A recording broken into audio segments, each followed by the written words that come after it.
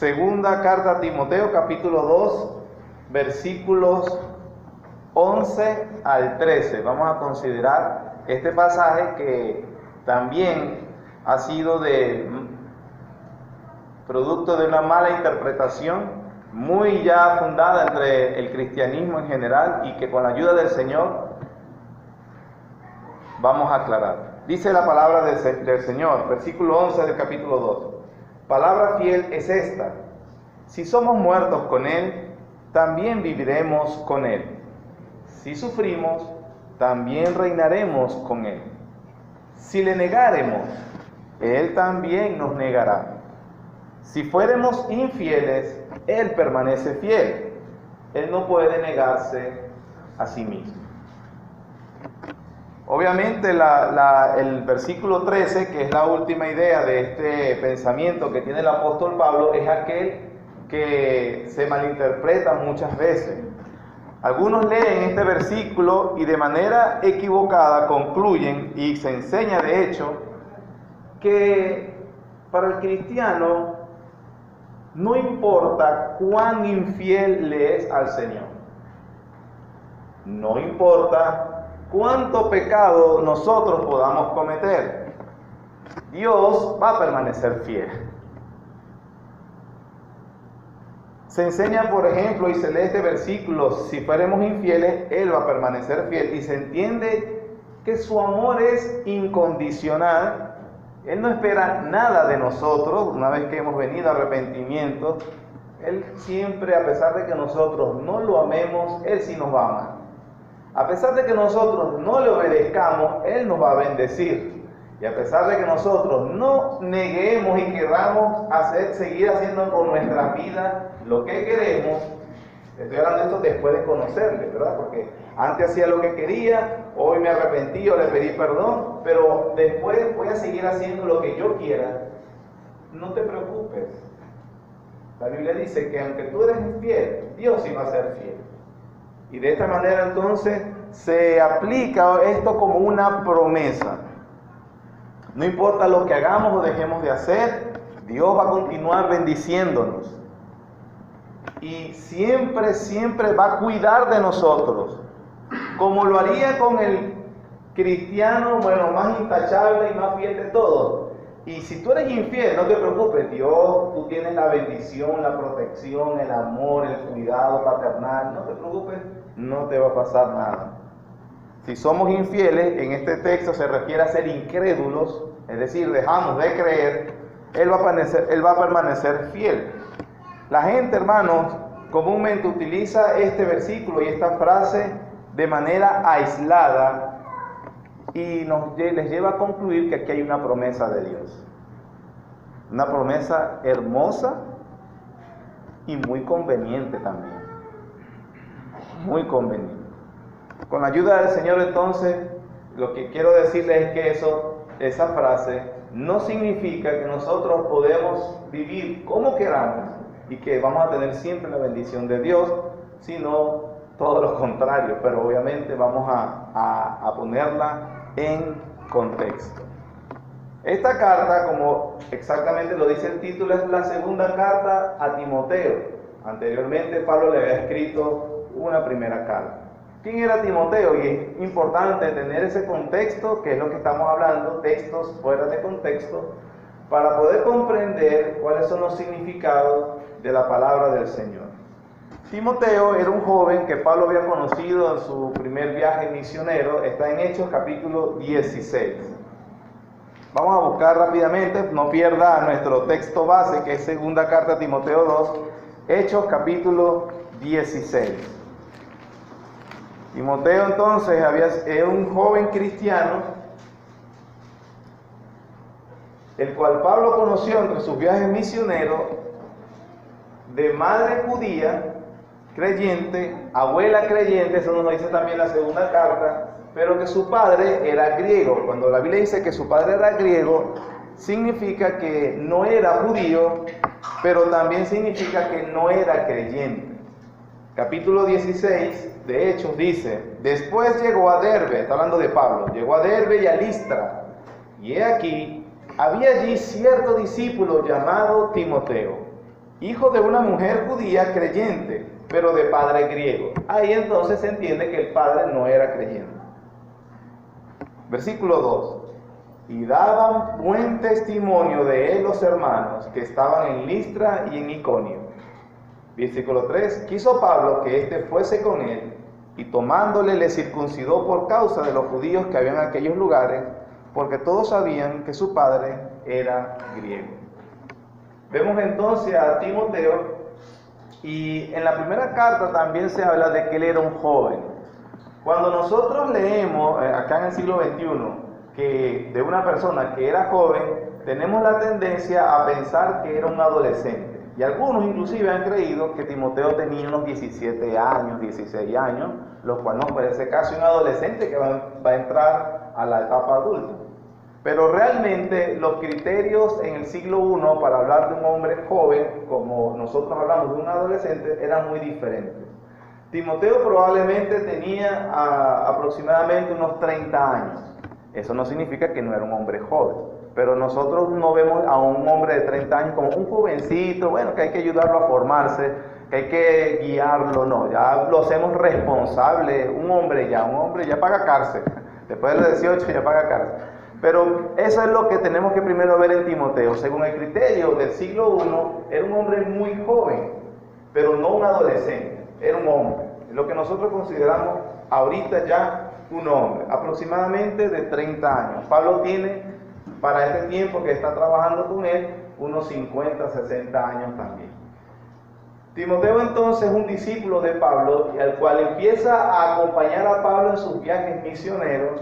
De hecho, observen lo importante de cómo él es ordenado en el ministerio también, o comisionado para ser considerado como un pastor.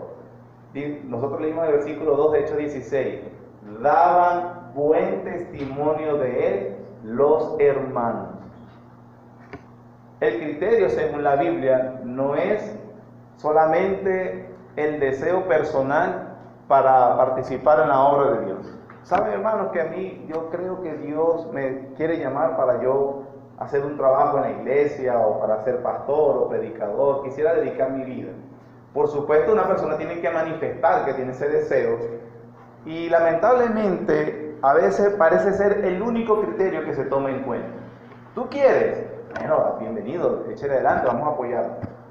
Pero la Biblia no dice que es así. De hecho, cuando Pablo toma a Timoteo, era porque los hermanos eran que decían que él era un hombre apto para ayudar a Pablo en el ministerio.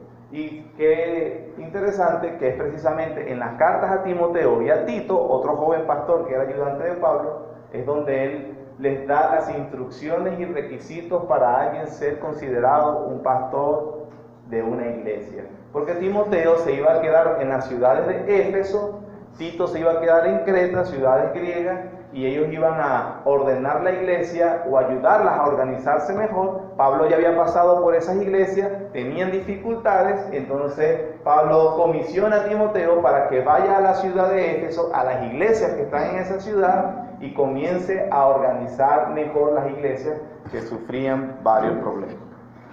Entonces, vemos el contexto de a quién le está hablando Pablo. También, hermanos, Timoteo, por la misma razón de que era joven, la gente tiende a subestimar la juventud de una persona. Ustedes ven, por ejemplo, en otra parte, que uno de los versículos más conocidos, que Pablo lo exhorta y le dice a Timoteo: Timoteo, ninguno tenga en poco tu juventud, sino sé ejemplo a los creyentes en palabra, conducta, fe, amor, pureza. Aparentemente Timoteo obviamente sufriría que algunas personas, al verlo, considerarlo tan joven, lo subestimaban. Y Pablo le está ayudando constantemente para que, o le está escribiendo después la primera carta y la segunda carta a Timoteo, para animarlo en las dificultades que está enfrentando. No solamente tenía la cuestión de que en edad cronológica era joven, entonces por ser joven, por ser un hombre joven, lo tendían a subestimarlo, sino que era enfermizo. Vamos a 1 de Timoteo capítulo 5.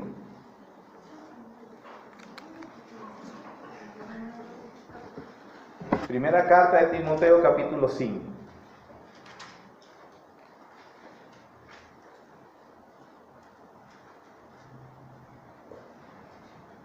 Versículo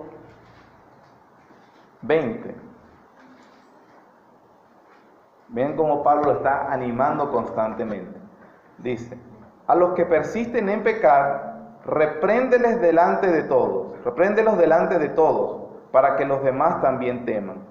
Te encarezco delante de Dios y del Señor Jesucristo y de sus ángeles escogidos, que guardes estas cosas sin prejuicios, no haciendo nada con parcialidad. Versículo 22. No impongas con ligereza las manos a ninguno, ni participes en pecados ajenos. Consérvate puro. Ya no bebas agua, sino usa de un poco de vino por causa de tu estómago y de tus frecuentes enfermedades. Vean que Pablo, le ha dado por toda la carta instrucciones, le da algunas más, lo hace de una manera sutil. Mira, te doy una responsabilidad delante de Dios, delante del Señor Jesucristo y sus ángeles, que todo el mundo te está observando y que hagas las cosas bien. Gracias, me anima mucho ya el peso de la responsabilidad que tengo. Pero no solamente eso, sino dice, no me impongas con ligereza las manos, se refería a la conceder autoridad como pastor a hombres, que él no fuera ligero. Es decir, no uses un criterio bajo, pon un estándar alto, sé bastante, la palabra sería cuidadoso, sería la palabra, sé muy cuidadoso con aquellos que reconoces en el ministerio. Por eso le dice, no impongas con ligereza las manos, no participes de pecados ajenos, significa no te involucres o no permitas que te involucren las personas en su mal proceder. Consérvate puro, que las personas no tengan nada que tachar en ti, que te descalifiquen ni que descalifiques a aquellos que tú estás capacitando. Pero también le da el consejo personal, no bebas ya tanta agua. ¿Por qué Pablo le dice que no beba agua y más bien beba vino? En aquel momento, hermanos, no teníamos la tecnología de hoy y las aguas no eran bien tratadas. Esa es la frase. No eran tan bien tratadas como hoy, que nosotros, por supuesto, con el agua es suficiente. Pero Pablo le dice, el agua era más contaminada, tus frecuentes enfermedades probablemente sea del agua que estás tomando, y entonces toma vino, el cual servía inclusive como un antiséptico, se diría. El vino mismo le serviría de ese tipo. Le pregunto porque ella es médico, entonces sí, de esa manera. Me cercioro de que estoy usando los términos correctos. Pero entonces, de allí entonces vemos que era joven. Lo subestimaban. Pablo lo motivaba. Aparte de eso, era muy enfermizo y aparentemente tenía un carácter, no era muy firme de carácter. También tendía a ser tímido, parco, tendía a ser un poco sumiso.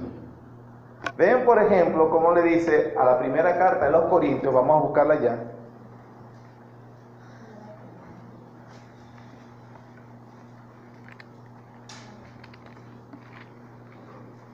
Primera carta a los Corintios, capítulo 16.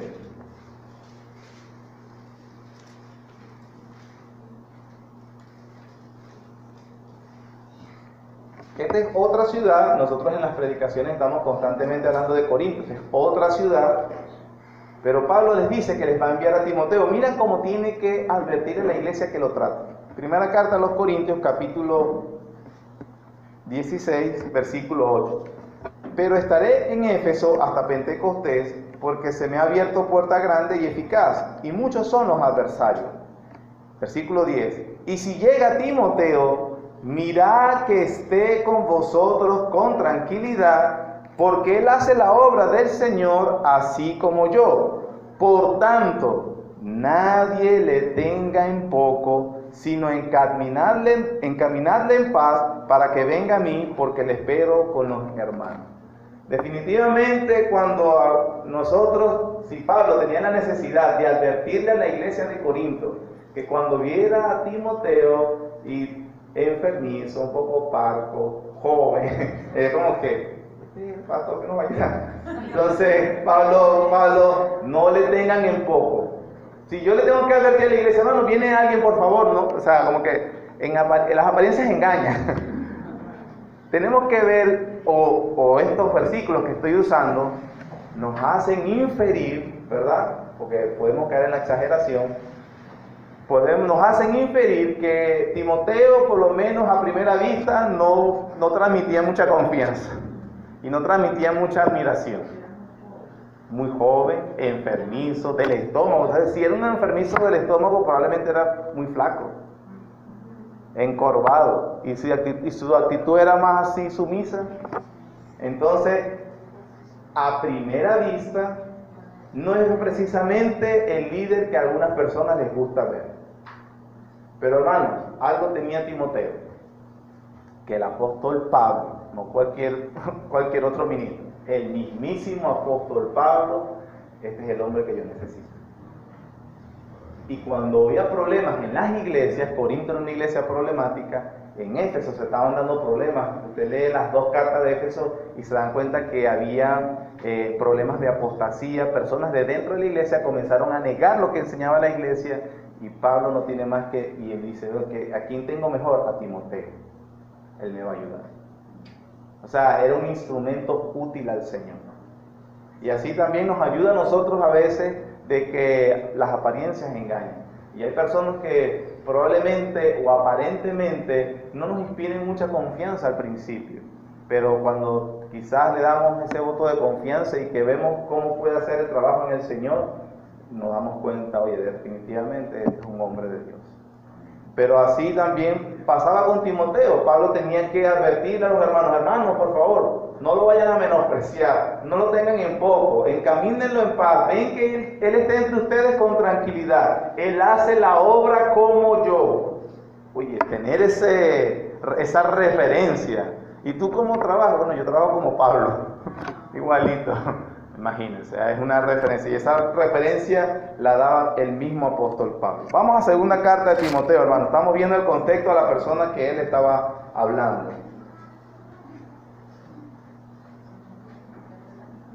Cuando entonces Pablo está en la segunda carta a Timoteo, nosotros consideramos el 2.13, anteriormente él está hablando acerca de que ser un buen ministro de Jesús o de Dios precisamente provoca la adversidad y provoca el choque.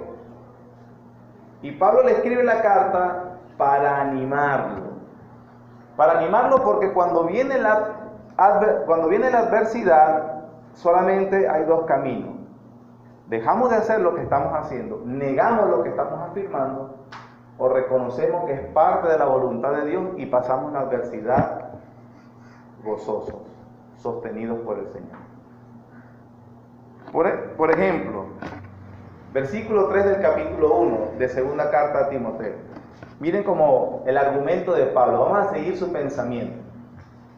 Él dice: doy gracias a Dios, el cual sirvo desde mis mayores con limpia conciencia, de que sin cesar me acuerdo de ti en mis oraciones noche y día, deseando verte y acordarme de tus lágrimas para llenarme de gozo, atrayendo la memoria de la fe no fingida que hay en ti, la cual habitó primero en tu abuela Loida y en tu madre Eunice, y estoy seguro que en ti también. Pero hermanos, un detalle: Pablo está preso cuando él escribe esta carta.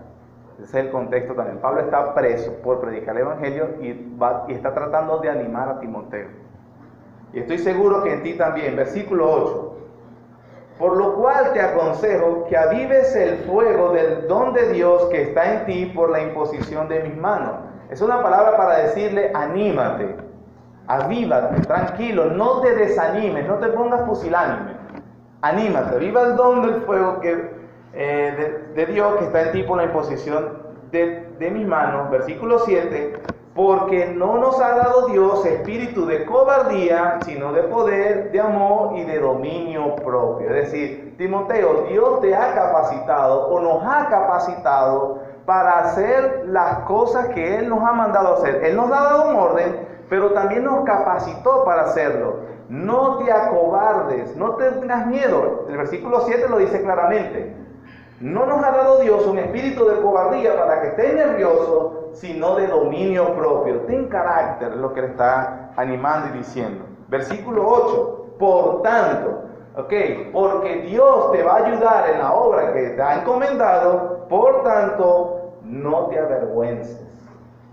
No te avergüences de dar testimonio de nuestro Señor, ni de mí, preso suyo, sino participa de las aflicciones por el Evangelio según el poder de Dios. Usted va comprendiendo, no está difícil, ¿no?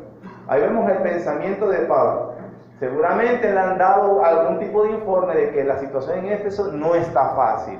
Y no está tan fácil porque, primeramente, en la ciudad de Éfeso, según el capítulo 1, existía uno de los templos más grandes, considerado una de las 7 maravillas del mundo antiguo, el templo de la diosa Diana, que era según los arqueólogos o los datos arqueológicos, era un templo que medía como un campo de fútbol, con columnas de concreto hechos con el arte griego, y que en este sitio se le rendía culto a Diana. En Hechos capítulos 19 y 20, no lo vamos a leer, cuando Pablo está en la ciudad de Éfeso, los habitantes de esta ciudad le decían el gran templo. Éfeso es la guardiana de la ciudad de Diana es la guardiana de la ciudad de Éfeso.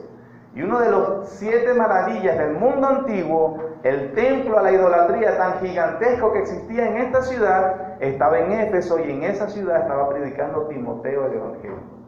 Se fundó la iglesia de Éfeso. Pablo le dice en 1 Timoteo 3:16, no, el templo de Dios no es el de Diana. El templo de Dios es la iglesia que tú estás pastoreando, la cual es columna y baluarte de la verdad. Ahora, pero Timoteo está sufriendo mucha oposición desde afuera, desde la misma iglesia que se estaban algunos apostatando, y entonces, por supuesto, a cualquiera se asusta o se pone nervioso. Y Pablo está tratando de animarlo, le dice, no te avergüences de dar testimonio del Señor y de mí, preso suyo, porque si Pablo, mira, es un delincuente, está preso también por los romanos, pero Pablo está diciendo, no te avergüences, yo estoy preso por el Señor, por predicar el Evangelio, no es por ser un delincuente. Y a ti te va a pasar lo mismo si Él es fiel al Señor. Él dice, no te avergüences, no te amilanes, sigue adelante, participa de las aflicciones. Observa, le garantizó aflicciones y no le dice, huye, no, el Señor te guarde, Dios reprenda al diablo. No, participa, Timoteo. Toda persona que va a ser fiel al Señor, le van a venir aflicciones. Te animo porque yo sufro aflicciones y tú también las debes sufrir. No te amilanes por eso. En primer lugar, hermano. Entonces dice, versículo 9. Versículo 8, por tanto no te avergüences de dar testimonio de nuestro Señor, ni de mí, preso suyo, sino participa de las aflicciones por el Evangelio según el poder de Dios, quien nos salvó y llamó con llamamiento santo, no conforme a nuestras obras, sino según el propósito suyo y la gracia que nos fue dada en Cristo Jesús antes de los tiempos de los siglos, pero ahora ha sido manifestada por la aparición de nuestro Salvador Jesucristo, el cual quitó la muerte y sacó a la luz la vida y la inmortalidad por el Evangelio, del Evangelio, yo fui constituido predicador, apóstol y maestro de los gentiles, por lo cual, ¿por qué? Por ser ministro o apóstol del Señor, por lo cual asimismo padezco esto. Estoy sufriendo tribulación, estoy encarcelado. ¿Pero qué? No me avergüenzo, porque yo sé a quien he creído y estoy seguro que es poderoso para guardar mi depósito para aquel día. Pablo le está dándole su propia experiencia. Timoteo, yo fui llamado por el Señor desde antes, le habla de la magnitud y la grandeza del Evangelio, su plan eterno, y Dios me llamó y me dio este privilegio. Pero, y alguno dice, wow, eso debe ser tremendo, me encantaría que me llamara a mí también, me encantaría que me pusiera en esa posición como a Pablo. Pero después dice, esto no fue para darme privilegios en esta vida. Precisamente porque Dios me llamó, padezco lo que padezco. Padezco todo este tipo de situación. Como para que tengas una idea, hermanos, quisiera que vayas a segunda carta de Corintios capítulo 10.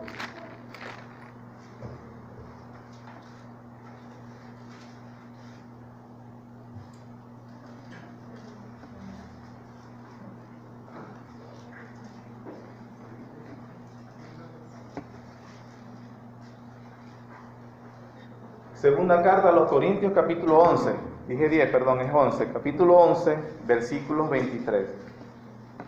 Dice, son ministros de Cristo, como si estuviera loco hablo, yo más.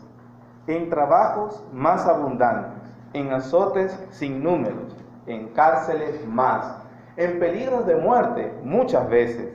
De los judíos 5 veces he recibido 40 azotes menos uno. 3 veces he sido azotado con varas, 1 vez apedreado, 3 veces he padecido naufragio, 1 noche y 1 día he estado como náufrago en alta mar, en caminos muchas veces, en peligros de ríos, peligros de ladrones, peligros de los de mi nación, peligros de los gentiles, peligros en la ciudad, peligros en el desierto, peligros en el mar, peligros entre falsos hermanos, en trabajo y fatiga, en muchos desvelos, en hambre y sed, en muchos ayunos, en frío y en desnudez. Y además de otras cosas, lo que sobre mí se agolpa cada día, la preocupación por todas las iglesias. ¿Quién enferma y yo no enfermo? ¿A quién se le hace tropezar y yo no me indigno? O sea, el ministerio apostólico del apóstol Pablo no fue precisamente para gozar privilegios. Aquí la evidencia de cómo era ese ministerio. Sufrió mucho. Y Pablo está diciendo a Timoteo, Timoteo, también te toca. No seas milane, hijo. Agárrese duro. Y hermanos, y la Biblia dice, y todo aquel que quiere vivir piadosamente, padecerá persecución. Capítulo 2 de 2 Timoteo, ya estamos entrando ya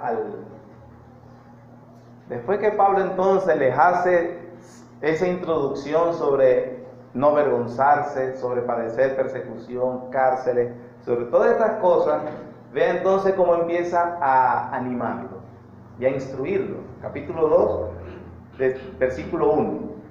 Ya que a mí lo que me pasa es esto, después le dice, tú pues, hijo mío, ¿qué? Esfuérzate en la gracia que es en Cristo Jesús. Hermanos, si las cosas son fáciles, yo no tengo necesidad de decirle a nadie, hermano, esfuércese. No, porque es fácil, eso sin esfuerzo se hace. Pero como el ministerio que va a hacer Timoteo no es fácil, entonces dijo, Timoteo, esfuérzate. Amárrate bien los pantalones, versículo 2. Lo que has oído de mí ante muchos testigos, eso vas a encargar a hombres fieles que sean idóneos para enseñar también a otros. Tú, pues, ¿qué, hermanos? Sufre penalidades. Observe a Pablo, hermano, no le dice, no te va a pasar nada, hijo, tranquilo, el Señor está contigo. Mira, los ángeles estarán alrededor de ti y van a pelear contra todo enemigo que se levante contra armas forzadas. No le dice nada de eso. Le dice, hijo, sufra, hijo, bien. O sea hombre. Ahómbrese. Eso a veces, no, así no se anima la gente. No, así animaba Pablo. Y a veces con esta situación, a veces me ha tocado a mí mismo, ¿verdad? A veces, las circunstancias, hermano, nos mueven. A veces tengo que reconocer, a veces me siento como Timoteo. Y también a veces hablo con personas, con hermanos, y se sienten como Timoteo. Y yo mismo, y a veces me ha tocado, hermano, ¿sabes qué? A hombres. No aguante la pelo. Como dijo un hermano una vez, hermano Baltasar, me acuerdo, una miércoles de oración. Hermanos, pongan la espalda, duro, y lleven el cuerazo. No hace hombre para eso también. En esta situación que vimos, bueno, también, hermano. A las hermanas no le vamos a decir a hombres. Tranquila, hermana, Pero aparentemente a veces las mujeres son más tenaces, son más firmes. Los hombres son los que a veces quieren abandonar todo rápido. Qué triste y qué lamentable. Versículo 3. Tú sufres penalidades como ¿qué? Como un buen soldado. La imagen que le trae es la de un buen soldado. Nada, trinchérese ahí firme. Usted no va para atrás. Si yo le digo para adelante, como usted no ve. Hay un dicho entre la milicia, creo, que dicen que los soldados ni se ofrecen ni se niegan. Pero si le dice vaya para adelante, te va para adelante. Sufre penalidades como un buen soldado de Jesucristo. Ninguno que milita se enreda en los negocios de la vida a fin de agradar a aquel que lo tomó por soldado. Y también el que lucha, después cambia la metáfora al deporte, el que lucha como atleta no es coronado, sino lucha legítimamente. Cambia después otra vez la metáfora a la agricultura, el labrador, para participar de los frutos, ¿qué debe ser? Trabajar primero. O sea, ves que las tres metáforas son de cosas que requieren esfuerzo, que requieren constancia, que requieren perseverancia, que requieren firmeza, que requieren estar claro con el objetivo. Se está sufriendo ahorita, pero yo tengo una meta, un objetivo que cumplir. Tres metáforas: soldado, atleta, un deportista y un labrador. Versículo 7. Considera lo que te digo, medita esto que te estoy diciendo, el Señor te da entendimiento de todo. Ahora miren el mejor ejemplo. Después de ponerse a él mismo como ejemplo, pone a las metáforas de estas personas como ejemplo y después pone a Jesucristo. Versículo 8. Acuérdate de Jesucristo, del linaje de David, resucitado de los muertos conforme a mi evangelio, en el cual sufro penalidades, hasta prisioneros, a modo de malhechor, mas que la palabra de Dios no está presa. Todo esto que le he estado diciendo, inclusive que se acuerde del Señor Jesús, que su vida no fue fácil tampoco. Acuérdate de Él, acuérdate que damos un mensaje mucho más importante. Hablamos de la resurrección, eso es lo que venimos hablando en Corinto, ¿verdad? Hablamos de eso, entonces sufre penalidades como un buen soldado, lucha como un atleta, trabaja como un labrador. Versículo 10, perdón. Por tanto, todo lo soporto por amor a los escogidos, para que ellos también tengan la salvación que es en Cristo Jesús, con gloria eterna. Palabra fiel es esta: si somos muertos con Él, porque así si te matan, también viviremos con Él. Si sufrimos, también reinaremos con Él. Si le negáremos, ¿qué va a pasar? No, pero es que dice después que si somos infieles, Él permanece fiel. Debería decir, si le negamos, no te preocupes, Él no te va a negar. No, Él le dice, no, si le niegas, Él también te va a negar. Si fuéramos infieles, Él permanece fiel, Él no puede negarse a sí mismo. Esa última frase está diciendo, si fuéramos infieles o si abandonamos la verdad, si abandonamos el ministerio que nos ha encomendado por el sufrimiento que venimos hablando, Él es fiel. Fiel para que si mueres con Él, vas a reinar con Él, porque Él te lo dijo, y Él es fiel a su promesa. Que si sufres, Él vas a reinar con Él, porque Él es fiel, Él permanece fiel a Timoteo. Pero si le niegas, Él también te va a negar, porque Él lo prometió y Él es fiel. ¿Me estoy explicando? Él no puede negarse a sí mismo. Cuando dice negarse a sí mismo, no es que, que tú me buscas y yo no me puedo negar. No. Eso no es la manera. Él no puede negarse a sí mismo, es que Él no va a contradecir lo que Él dijo y prometió. Y Él prometió que si tú le eras fiel, Él estaba fiel. Pero que si tú le negabas, lo rechazabas, Él también te va a rechazar. Ahora, negarlo o confesarlo, esto está también en consonancia con Mateo capítulo 10. Mateo capítulo 10.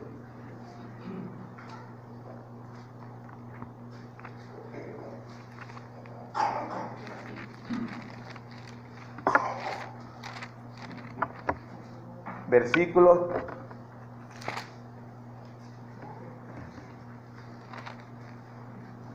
32.